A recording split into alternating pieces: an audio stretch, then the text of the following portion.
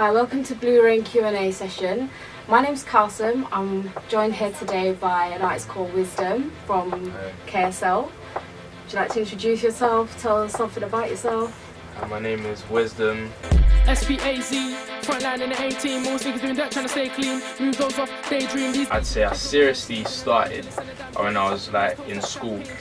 Like, it was just like everyone was like trying to impress their friends, saying, oh yeah, I got bars, I spit. Back then it was like grime, everyone's rapping fast, but now it's like get older, get slower, times change, everyone adapts to it. Some people come off it and go to football, others stay with it. I was the one that stayed with it, and I was always that guy in school, really, that was just the main guy. So that came to KSL, I started, and then from there, like, it's just been going up, really. Yeah? Yeah. So you were saying when you were growing up you were listening to a lot of rap artists. So who is it that you would say influenced you a lot when you were growing up? I used to love Jay-Z when I was younger. I used to love Jay-Z. I thought Jay-Z was the hardest, because that's just like an influence of my parents, because my mom and my dad are big Jay-Z fans. So like as I was growing up, I liked Eminem as well, and then but I never really listened off the radio as much or off the albums. And then as I started growing up, I started listening to mixtapes and coming across underground artists and everything. And now it's like you don't really listen to the radio now, whereas if you used to listen to the radio in the car all the time with your parents. So it's like now I'm more accustomed to listening to Kendrick, and like I'm listening to those artists that I look into the deep, I look into the depth of the lyrics, because I'm a lyricist myself. So I'm quite specific when it comes to listening to artists, because I know what's good and what's just easy to do. So you're more off the commercial stuff, just to get out there and make music. You're more about the meaning and the depth the real of songs. yeah. That swiftly moves on to your track Faded. Do you want to tell us a little bit about that track for us and what it's about, the concept of it? Yeah, Faded. One day I was just chilling, and then I started listening. I was with my friends, and then we was listening to. They put this song on for me. They put a Weekend song on for me, and I was listening to that, and I was like, "Alright, this is a nice tune." And I was thinking, I've never covered a song that's like, I don't know. It's like it doesn't have. I think that tune is very. You can do a lot on it. And when I did that tune, everyone was kind of thinking, "Oh, I'm surprised he did a flow like that," because I think I've heard a cover the other day, and it was very simple. And then after I released Faded, I heard a cover which was kind of similar to what I did. So I was like, okay, I've done the original thing, and now it seems that someone's tried to copy me. So again, that moves me nicely onto your track. Started from the bottom. Yeah. Now we understand that's a cover of Drake's track. Started from the bottom, now we here. Still trying to turn that ceiling fan into a chandelier. I think that my song, really, my cover, as I should say, my cover, it's like, it's very different, the concept. Like, I never really, most people, when I heard that song, I wasn't really as into it from when I heard it, and then I was like, okay, it's alright. And then I saw the video, and then I was like, oh, this is hard, because I felt like there was a lot more image.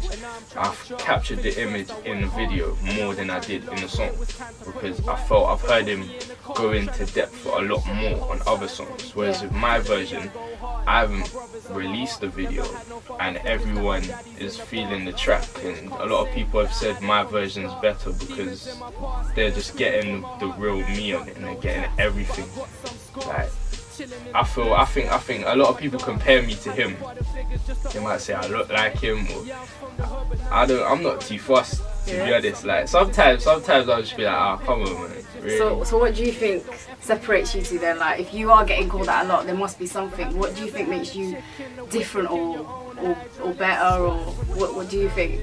I think he's very original, yeah, but I think I'm very original myself. I think if someone compares me to another artist, I would like to let them know that I myself am an artist. Okay. So it's like I'm not a fan, I'm an artist myself, so I feel like my music is completely different to him in an You aspect. you still appreciate what I he does. appreciate what he like. I feel his music. I think every time he does something, he inspires loads of artists to do better than him, or they make them feel that they have to get on his level.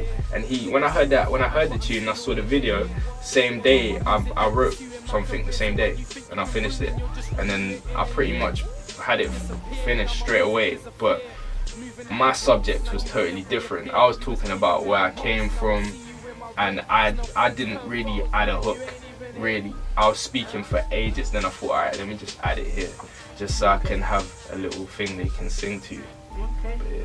So I'm going to move on to MB25, as you did mention before. I just want to let everyone know what MB25 actually is and what it stands for. MB25 means millionaire by 25. Like, it's a goal. So myself and other members of QnA and my friends, of course, have set themselves a goal to become a millionaire by 25. It's not just a target, like, it's a lifestyle. It's what we do, it's how we live, it's how we act, like how we ourselves have known each other, and how we're gonna get up there, and how we're gonna achieve that goal and that target.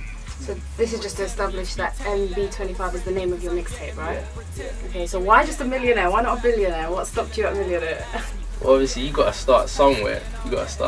So I feel like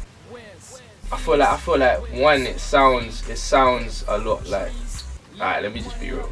Millionaire by 25 is easier.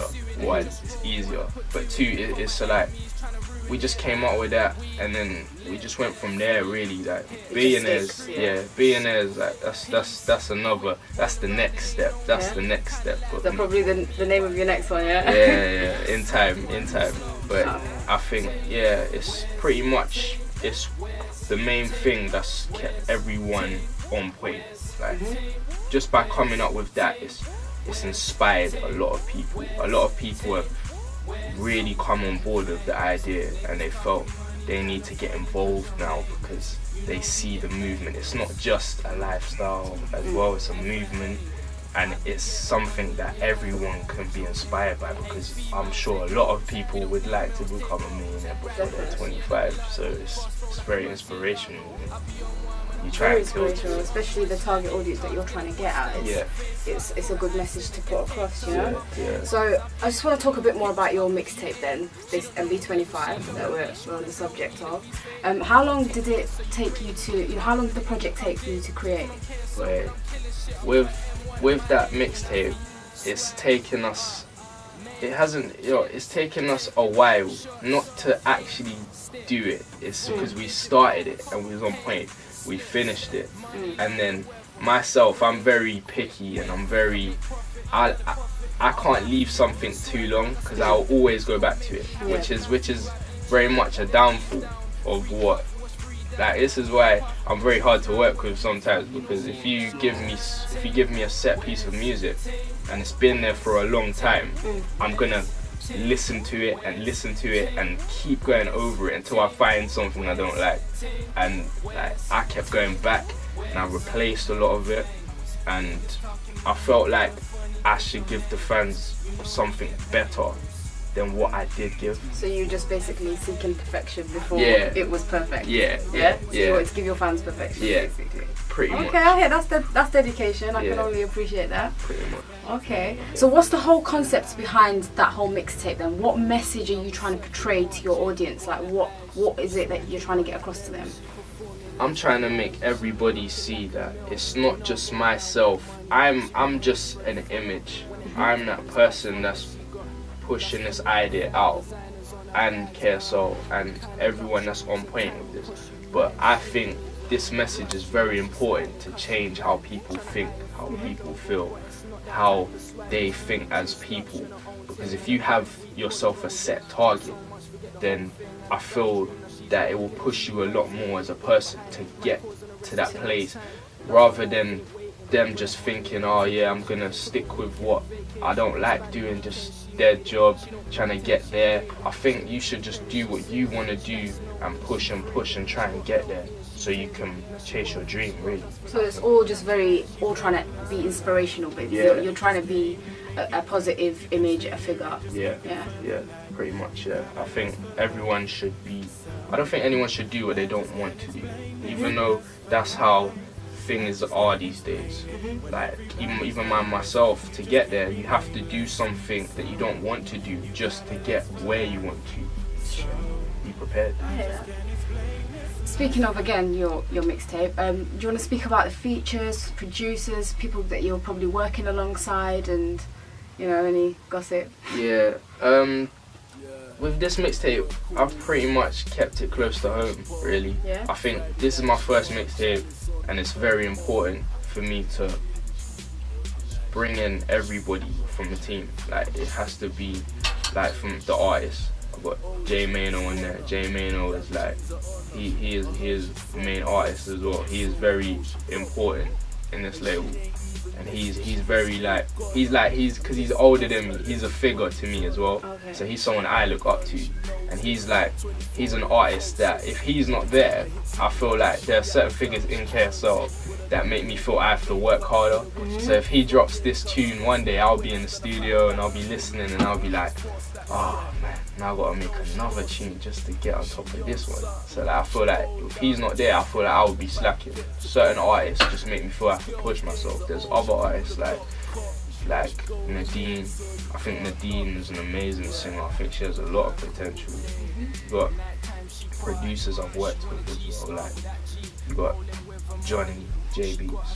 J Beats is just like, we've all grown up together, and I feel like all of us have improved on a phenomenal scale. Compared to like, if you go back and listen to what we used to make, compared to what we do now, we're like completely different people. There's like a family unit. Yeah. You're like a family, yeah? Yeah, definitely. I got Yanks on there as well, sending me a few beats, and I just listened to a couple of them beats, and I just thought, I have to put this on there, because everyone, I'm pretty supportive with a lot of people on my team. You've got James DaCosta. I think James has a lot of potential as an artist. I think James is a performer, and yeah, like I kept it pretty much close to home, really. Alright, just to let your fans know again one more time, when's your mixtape dropping and where can they get this from? Well, my mixtape will be out March 18th, and you can pretty much get it online, on blogs. It should be posted around. You can get it on Twitter, and if you want a hard copy, so if you want a CD, you can personally follow me on Twitter and get that from me. Yeah. Just remind everyone what your Twitter is again. My Twitter is @1WizzyWisdom. So you follow me, and yeah, I'll follow back. I'll tweet. Yeah, you can get to know me. Yeah. Yeah. Support the cause, and you can follow us on Twitter as well @BlueRainMG. Thank you very much for your time, Wisdom. Thank you. I hope to see you again very soon, and wish you all the best. Thank you. Bye.